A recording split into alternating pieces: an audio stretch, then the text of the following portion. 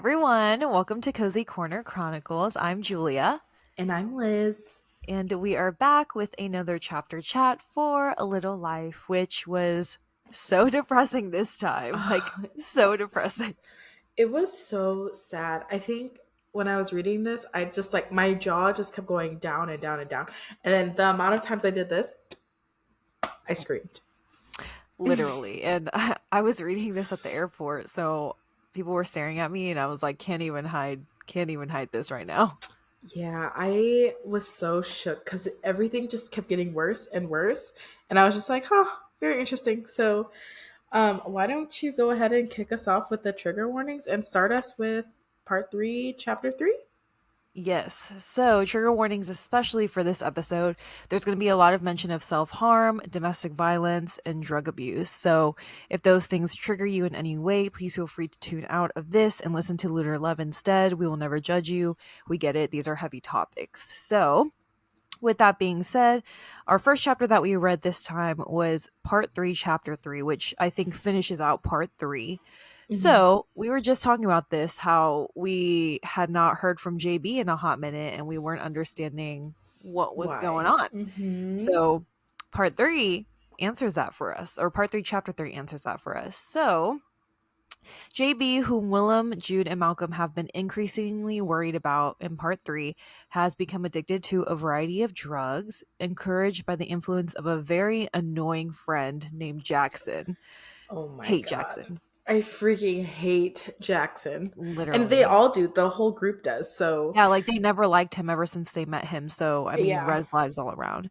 So, JB Yes. recognizes that Jackson is not a good friend or even likable at all, but he has become depressed by the reality that his old friends have grown predictable and boring, settling down into comfortable middle age lives, which, I mean, I feel like every adult is like that. So, Hmm. whatever. I Hmm. get it though. JB really likes creativity, stuff like that. That's his whole personality. So, Yeah, I get true, it. true. His family at one point actually also stages an intervention, but he doesn't really take them seriously.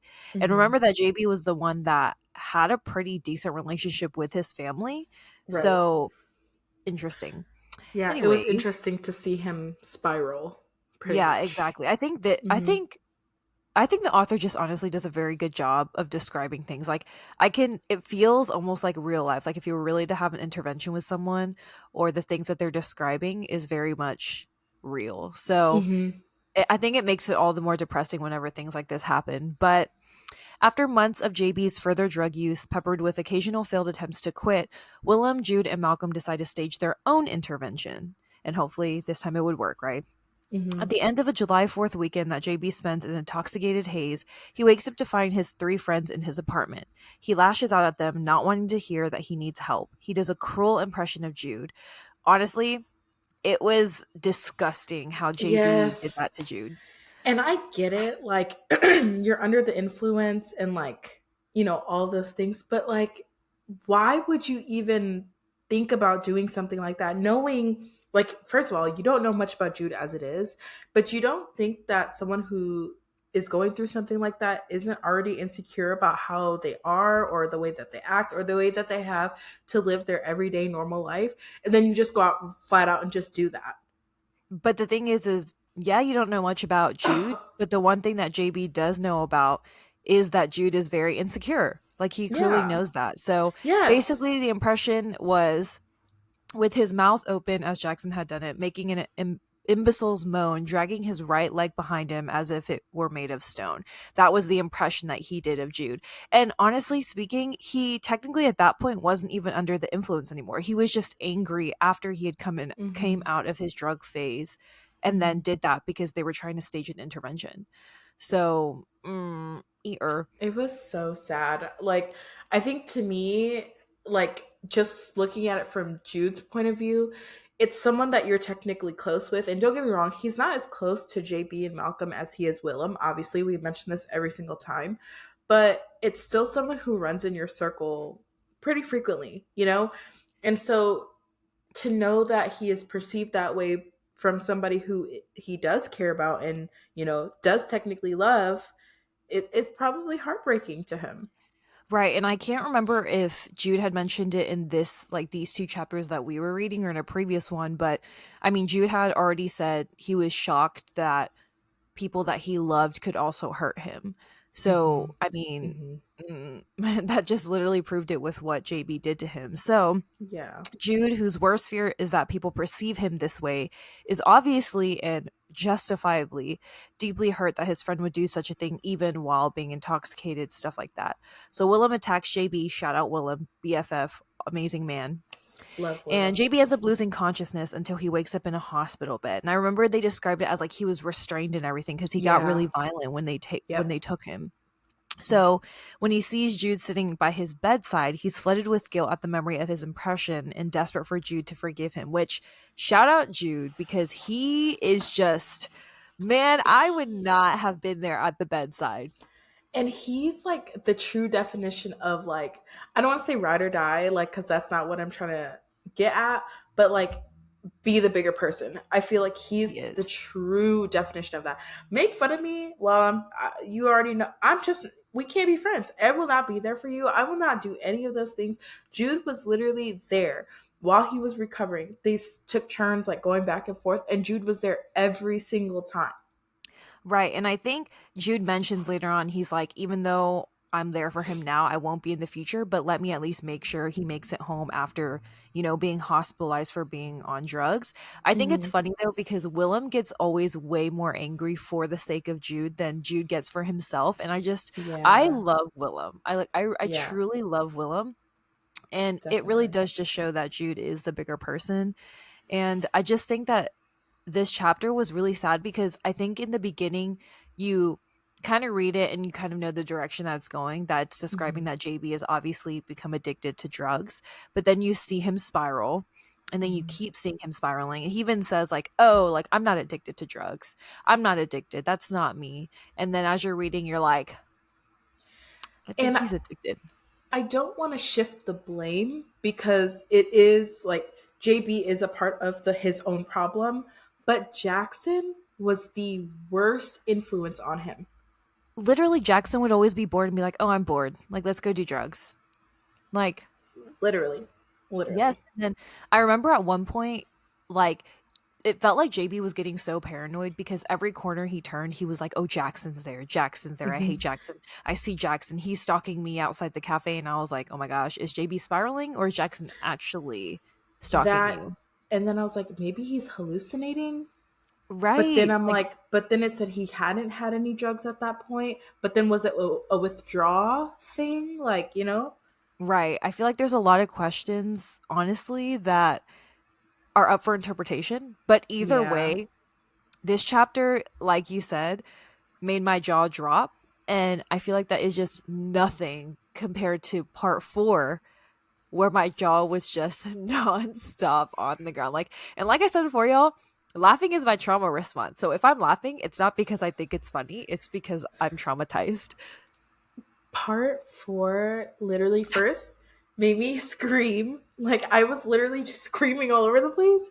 I was like, oh my god, what is going on? And part four definitely just made me want to give Jude a hug. Like more than a hug. Like I want to Yeah. give you a home and hope Yeah. that you I want never to have give to face you any pain. everything that you may ever need, emotionally, physically, all of it. Like all. Yeah, so with that being said, do you want to get us into the most depressing chapter I think we've read all books so far? No, but yes. Okay. So part four starts years after the end of part three. So part three was kind of like a blast into the past, and then we fast forward, and now Jude is 40. Now I remember us saying like first they're 20, now they're 30, now they're, and it's going fast. Like I feel like sometimes I can't keep up with the timeline if they don't like vividly say, "Hey, now they're 40." You know? But I think the author knows that, which is why she has undoubtedly always given us the ages. Like their age always pops up. And then we Hmm. always discuss, we're like, well, dang, how are they 40 already? By the time we end this book, they're gonna be 100. They're gonna be 1,000. Yeah. Like, I don't I'm like what? Literally. So by this time, like I said, Jude is now 40.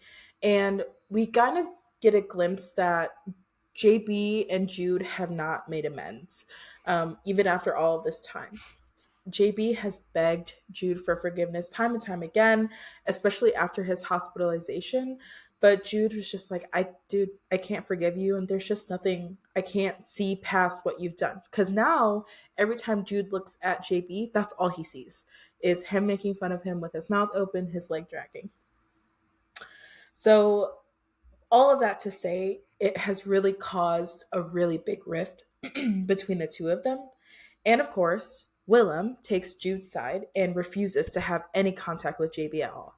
Now, Willem is my true definition of ride or die. I will say this time and time and time again. Like, he is what I would personally define a ride or die.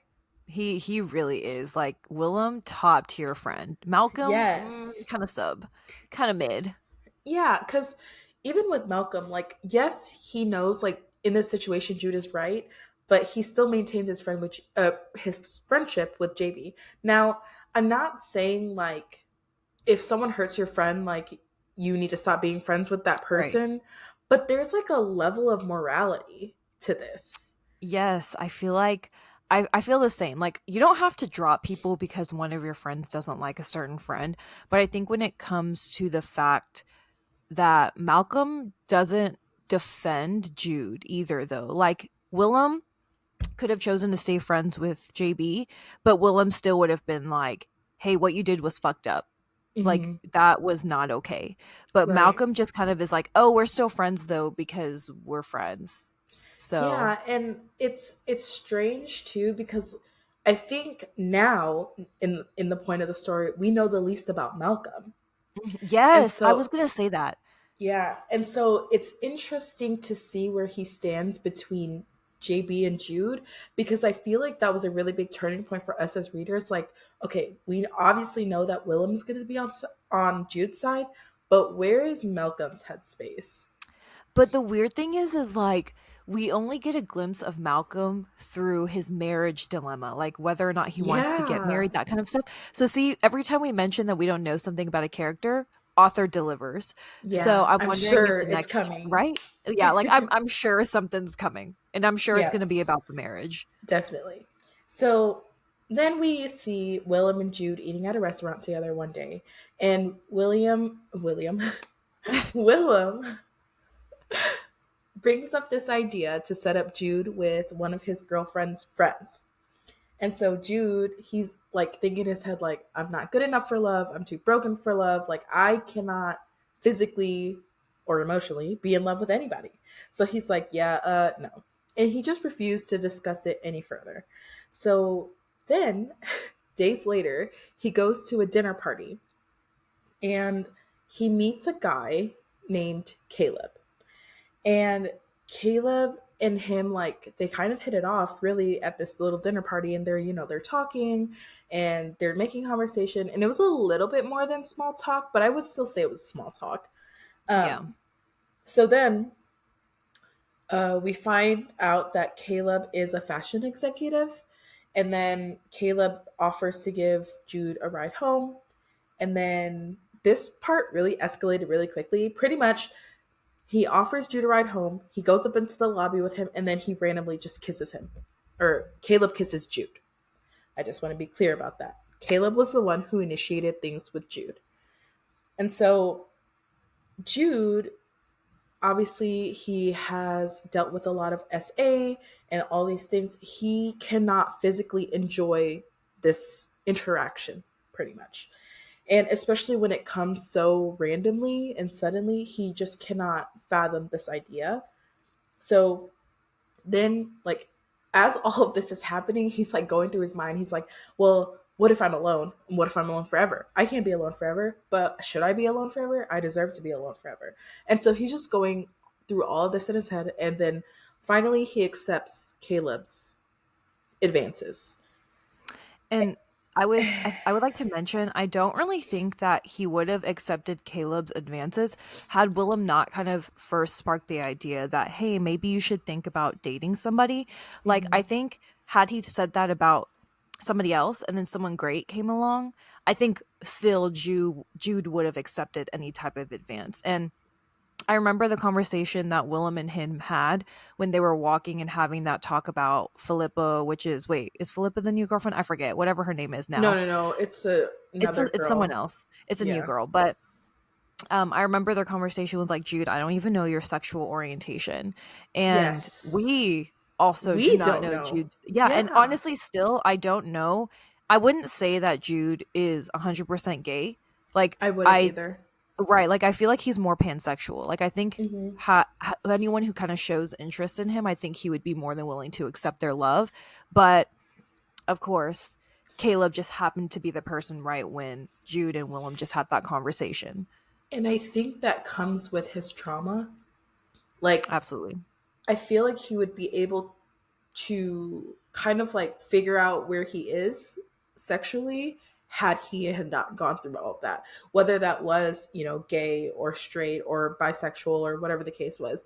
I think he would have been able to put a finger on that had he had not gone through all of the trauma that he did go through. Yes, I agree. So then we find out that Caleb and Jude end up in a sexual relationship, and Jude, he doesn't enjoy the sex. He mainly just goes through the motions of having sex. And obviously, he doesn't tell anybody about Caleb. And at this point, Jude's health starts to really, really deteriorate. And it kind of like turns on and off pretty much because at one point it was like he was not able to have, or he doesn't have feeling in his feet, I think Hmm. is what I understood. And then the pain started kind of going up. So, like his legs and stuff, which ends up causing him to use his wheelchair. Not every day, but there are days that are harder than most. So, the first time that Caleb sees Jude's wheelchair, he just acts so disgusted. And this is the first time my mouth drops because I'm like, wait, what? What did he just say? Like, how could you be so not rude and mean is just not even the word for it. Like, why are you like Vile, that? just Yeah, vile, you're disgusting, piece of disgusting. How about trash, that? pig, literally.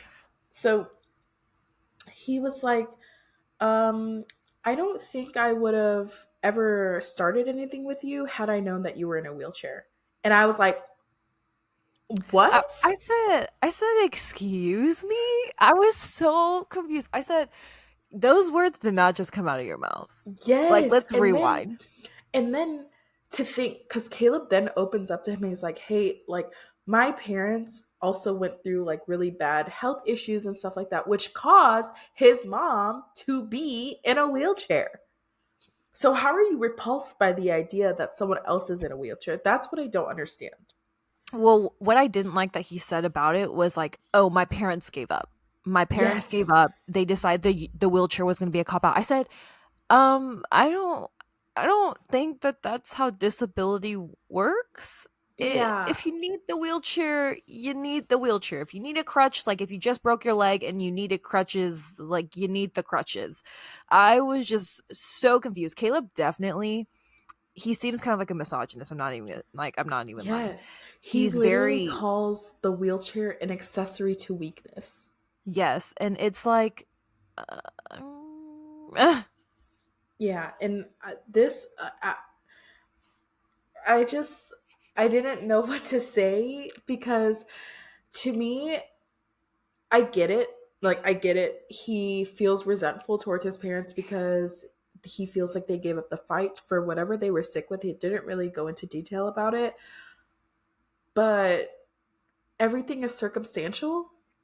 So it's like, it didn't and make like let's sense. and to me it's just like, let's be honest, everyone is going to have some type of weakness, right? Like, if how you define weakness is the fact that you have to use a wheelchair for your disability, I think you need to reevaluate. It's like, I Yeah. get it, you have the trauma, but your trauma does not justify you viewing people who have to use disability tools, like, it doesn't justify your hate for that, and It's, absolutely not towards someone as sweet and kind and loving as Jude. yeah. Before I start this part, I just want to be sure if you are listening, we are going to go into the topic of domestic violence. So just be prepared for that. If, again, you need to walk away from this right now, we totally understand. But this does get really dark really fast. So just a warning. Um, Caleb's behavior really starts to escalate. I mean, like, once he found out about that wheelchair and and he saw that Jude was starting to limp a little more, he literally got so disgusted with Jude. Like, I didn't like feeling that with him. Mm-hmm. Like, I didn't like knowing what he was thinking or knowing what he was feeling about Jude at that time. Like, I felt so saddened for Jude, especially because he already deals with everything internally, and now he's dealing with it externally, with now not only with one person, with two that have been outright forward with him. You know what I mean? And I think So, it's even more oh, sad too because nobody knows about Caleb. Jude mhm, can't even like share verbalize that. any of this. hmm Yeah. So Caleb ends up going from disrespectful to just being straight up abusive. He ends up hitting Jude at one point for dropping a plate because Jude said to Caleb that he wanted to use his wheelchair. Caleb was like, dude, pick up your plate and walk it over here. Jude, being Jude, picks up the plate and tries to walk over, to which his feet feel like by the way, bricks. And so he ends up dropping the plate. And then Caleb just straight up hits him in the face, I'm pretty sure. And so not only was Jude trying to walk without his wheelchair, he was trying to make Caleb feel happy or to accept him, anything like that. And so Jude ends up having to go see Andy, and then he makes up a whole lie about being in this whole tennis league um, with other disabled people, and that his bruises were nothing and it was just from tennis. And so Andy knows that story, and Harold knows that story. Now,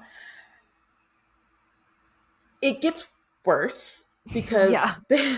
Caleb hits Jude for a second time. Not only does he hit him, he literally beats him. Like, beats him to where he's like bleeding and like all this stuff. And then he R words him. Like, I And and not only that though, like I think what ended up happening too was that he like throws Jude down the stairs. He doesn't just beat him and R words him, he also chucks him down the fucking stairs, which is like, bro, are you good? oh, just wait, because it gets worse. So Jude pretty much tries to forget that he ever met Caleb after this, and he just like tries to cut him off. Okay, like after all this, he's like, okay, maybe I don't deserve love. I don't need to do this. Like, I'm done. I'm gonna be alone. It doesn't matter. All this stuff. He ends up going to go to lunch with Harold, and guess who shows up? Drunk as fuck. Caleb. Caleb literally goes up to Harold, and he, again, mind you, he's drunk, and he was like, "You must be Harold." And Harold's like, "Who the fuck are you?" And Caleb's like, "Oh, I'm dating your son." And then basically Harold's confused, and Harold's like, "Yo, back the fuck up," because he say something like really demeaning. Oh I yeah, he can't. said something like your son is like a disabled and also was like a terrible fuck. Like that's literally what he Yeah. said. And I was like, I literally was Yes. like, whoa, my God, this is too much right now. Yes. And so Harold's like, "Yo, I'm about to beat the fuck out of you. Like, back As he up." should. Yes. And Drew's like, "No, no, no, please let it go. Like, just forget it. Forget it ever happened." All this stuff. So Jude obviously reluctantly confesses about the abusive relationship that he's having with Caleb in the car with Harold on the way home. And Harold's like, "Please come stay with me, and please come stay with Julia, because you don't deserve to be treated like that, and we want you to be safe."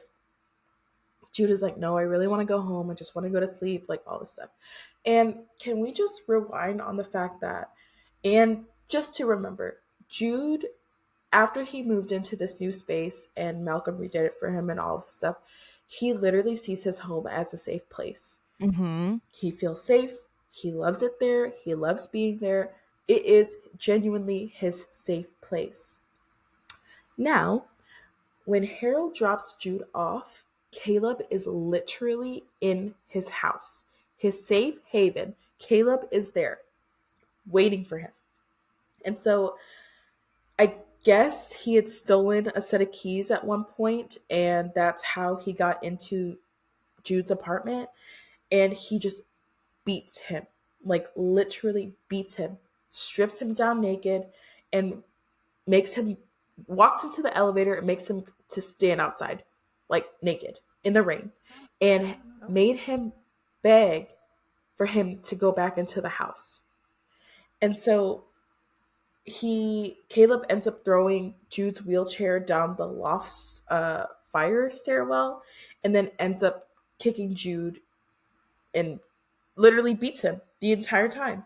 And Caleb at one point says again very demeaning things. He's like, "Look at the way your body is shriveled," and like all this stuff, and just he he basically says like to Jude that he's disgusting and that he should be hated and like all this stuff. My heart broke so many times during this chapter. I How do you know. even comprehend? I know. And I think something just so awful is that, like, Jude at one point states that Caleb is someone else that he's kind of opened up to in terms of somebody who's seen his body like Andy has. And for him, it's like, oh, well, because he's seen me like this now, like I might just have to accept this. And I think Jude is a classic example of what people say when it's like you think you accept the love you think you deserve, because Jude it thinks that he's not capable of being loved. He thinks that he deserves nothing.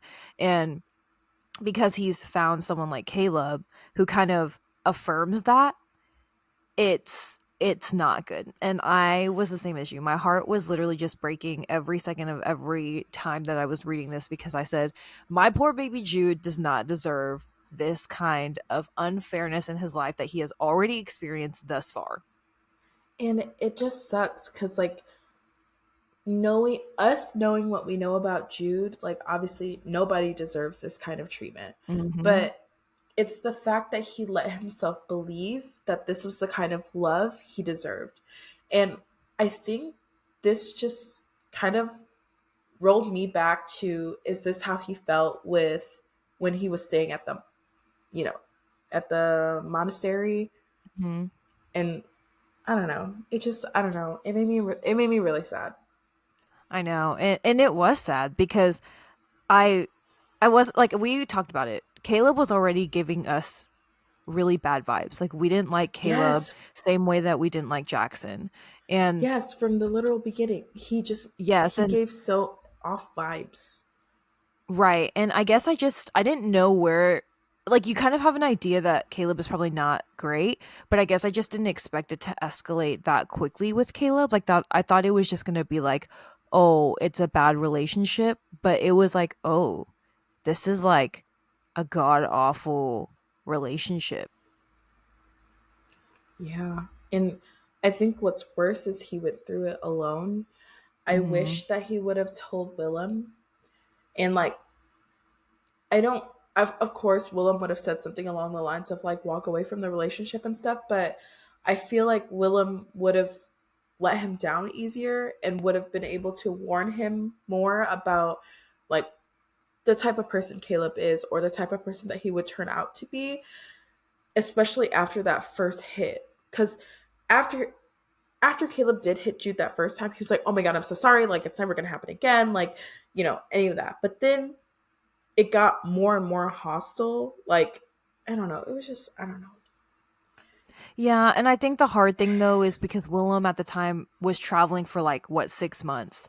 So I remember at one time Jude basically had a countdown going, or like they had a countdown when Mm-hmm. they were able to text and call, like, okay, just like one more month and then Five we'll more be months. reunited. Yeah. Yeah, so I think Yeah. that's probably what was so hard about Jude being able to reach out to Willem, because the consistency in their conversations, because of his busy schedule, especially with shooting, just didn't allow him to Mm-hmm. have that. And of course, he's not going to confide in JB, and he's definitely not going to confide in Malcolm, even though Malcolm is still kind of a good friend to him. So it was Yeah. sad. I'm Yeah. sad. I know. But that wraps up the parts that we read this time. So if you're following along, we will read whatever's next. I think there's two more chapters in part four. I'm not I think promising you so. that. So whatever the next two things are, that's what we're gonna read. Yes. But yes, this was a very heavy episode. A lot has happened in a little Yeah, life, and I wasn't expecting it to escalate that quickly. But hopefully, there will be some happier things coming along because, we had I some happy know. moments so far. So we can only hope. But with that being Yes. said, we are going to finish it off here, and we hope that you guys will tune in for our next chapter chat for a little life. Bye. Yay.